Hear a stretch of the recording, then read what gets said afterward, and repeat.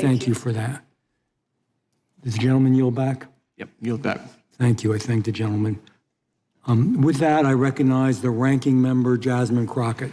Thank you so much. And I hear your rage. And I don't have children and literally have never lost a child nor had one injured to actually, really be in your shoes. But one thing that I can tell you about the redirection is because so often what we see happen is politicians play games. The reality is that if you are talking about a sanctuary city, then we're talking about city government. We're talking about local control, something that the Republicans used to espouse that they believed in. They used to believe in whoever lives in that city, you elect who is going to run that city. And that city, whether it's the police department, which is the police department and law enforcement that make the decisions about what they do. We don't pick the police chief for any given city. Not on the federal level. That comes from the city level. That comes from whoever the people of that city actually elect to represent them. I believe in local control. Same thing, I live in Texas too. And baby, I wish I didn't have to deal with Governor Greg Abbott, but local control dictates that he is the governor of our state. And therefore, we have state reps, we have state senators, and we have a governor, and we have county elected officials and city elected officials. We are sitting in Washington, D.C. right now. We are on the federal level.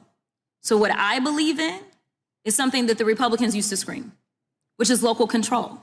So when we're having a conversation and a hearing about the human toll, the title specifically is the human toll of sanctuary policies, stories from victims and families, my deal is we aren't the ones that decide what cities do.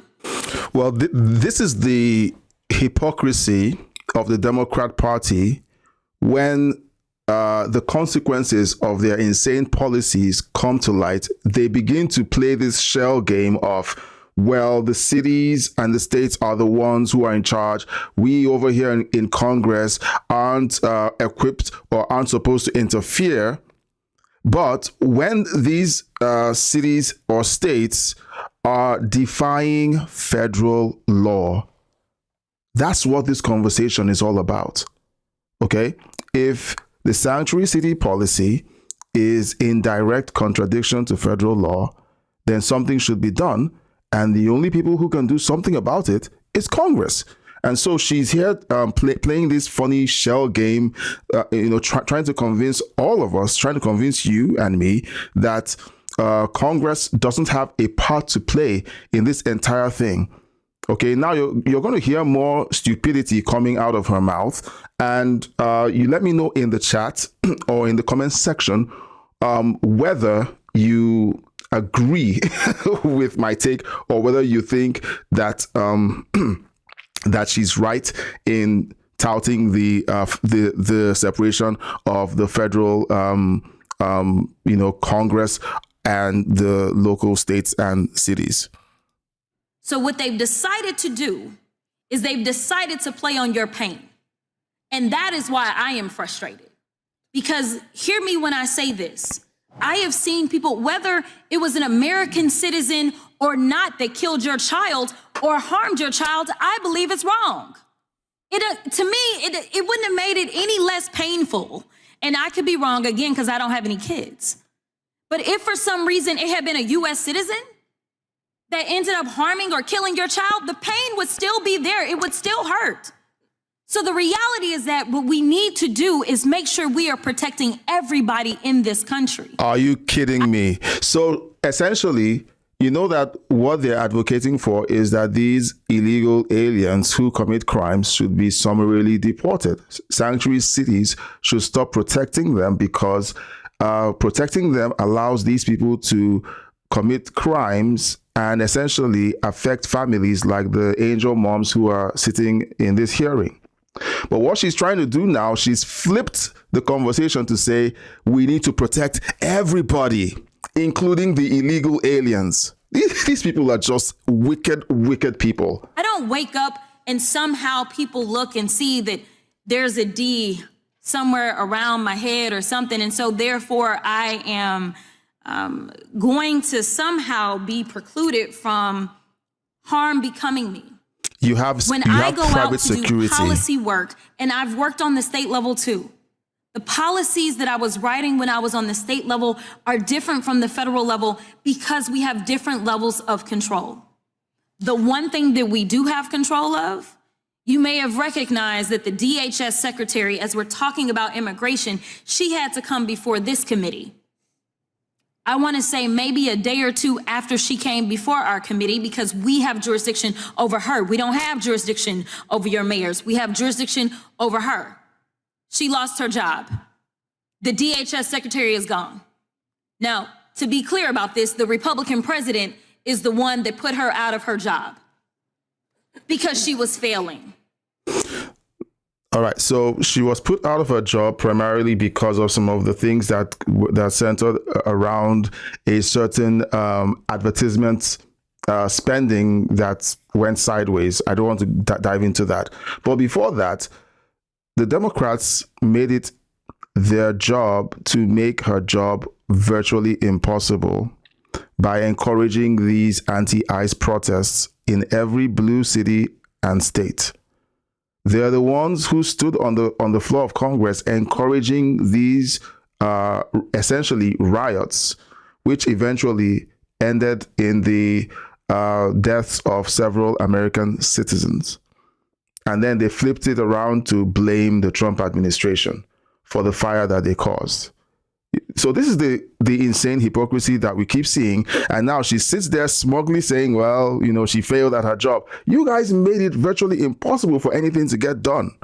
And you're still making it impossible for anything to get done in Congress with these insane government shutdowns and stupid policies that you guys continue to push. So the reason that my colleagues have brought these things up, and this isn't to say that the harm and the hurt that you are feeling, that you should not be feeling that. Please. It is wrong. Again, even as a criminal defense attorney, I can't tell you how many times I was begging clients to enter pleas. In fact, now it's all about her now. It literally made me remember a case that I had. Jeez. These people are just... with a guy who was a veteran. He had served this country. He ended up being put on some new medication, and he also ended up drinking with that medication. Now, the medication had a warning on the bottle. But he went out, he drove, and he killed someone's mother. That client told me he had no criminal history. He told me over and over and over, he said, just give me whatever they're gonna give me. They offered him the max, which was 20 years, and I could not in good conscience, knowing that a jury would not give him the max. The only reason we went to trial is because the prosecutor wanted to be so greedy. That jury did not give him 20. He was willing to take 15 years. I am here to tell you that it is never right to break any of our laws. So the reason that we have gone down the line and the reason that we brought Mr. Romanucci is because we actually have control over CBP and DHS. It's just, and ICE. It's just that these guys don't want to exacerbate, use that control. They sit there and they allow U.S. citizens and non-U.S. citizens to have their rights violated, and that is something within our purview. If I lived in one of your cities, in fact, I am in Dallas. Dallas has a Republican mayor.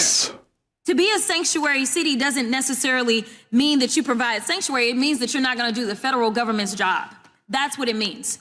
They are local law enforcement. And what it means is that they are not going to sit there and do the job of federal agents. Look, listening to this, okay, is just making my head go funny because, you know, like Senator John Kennedy says, it must hurt to be that stupid. This woman has essentially said nothing, but all she's done is tell some roundabout stories and then point the blame back at the Republicans, who are trying to solve the problem, by the way. They're the ones who are convening these hearings to say sanctuary city policies are deeply un-American. You can't protect people who break the law and claim that you're being compassionate. you're going to reward law breaking, and the criminals are going to flood to those sanctuary cities. You get more of what you reward. That's the common sense take that the Republicans are saying in Congress. And the Democrats are just being completely demon possessed about this entire thing. Honestly, that's how it feels. Why would anyone decide that they want their cities filled with people who have broken the law? And you want to call that being compassionate? I have kids. If any kid isn't punished for something that they did wrong, they keep doing it. And that's what the Democrats are essentially encouraging. More bad behavior by people who break into the country illegally. I am an immigrant, in case you missed it.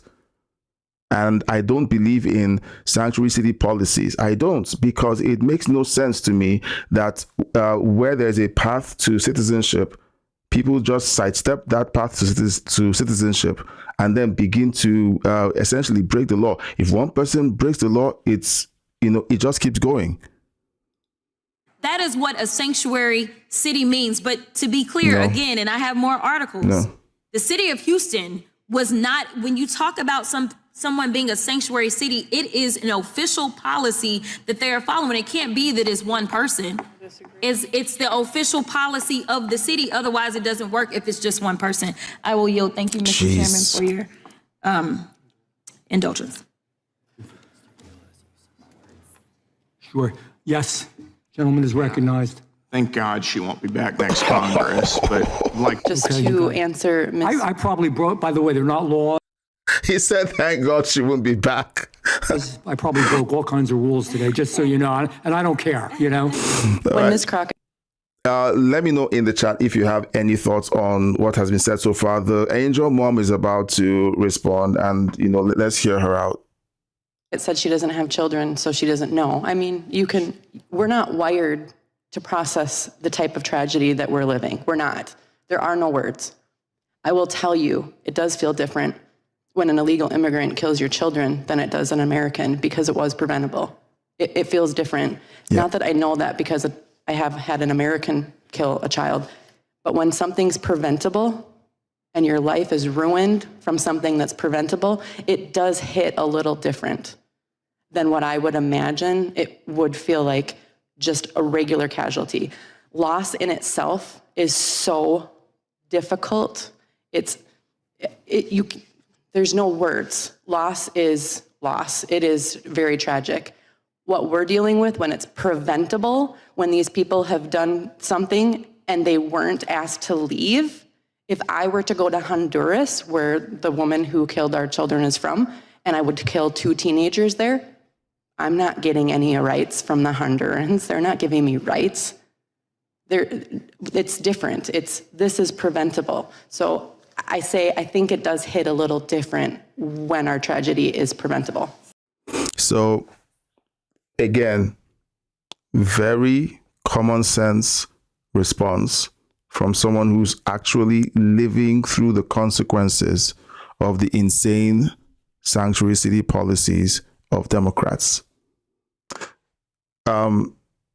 Just like one of the congressmen there said, thank God Smug Crockett isn't coming back next year. But there are others in there that hold to the same insane policies. So is that a win? I don't know. It's just so frustrating that we're watching this play out. And the more you bring out the fact that sanctuary city policies have been so destructive in all of these cities and states, you find Democrats repeatedly finding more ways to lie about the reality of these policies and then try to blame shift and say that it's either Trump's fault or the Republicans' fault. One of the Democrats, and I think it's in the previous live stream that we did, still on this hearing, one of the Democrats essentially had the gall to blame the hearings on white supremacy. Like, I haven't heard so many demonic, stupid, and insane things come out of one political party, in years? Let me know your thoughts in the comment section. These are flash live streams, and we do these to tackle single, videos that we find, and we want you to let us know in the comment section what you think. We've got tons of responses from the videos that we've put out, and we do appreciate it. We have a single live stream that we usually do that essentially covers other topics, and also we go through the comments in from the live stream, so we appreciate that. Thank you so much, and don't forget to please consider subscribing, liking, and sharing the video. And if you can, leave us a donation in the super thank or super chats, or however, whatever option is right there available to you. Thank you so much, and I'll catch you on the next one. Bye.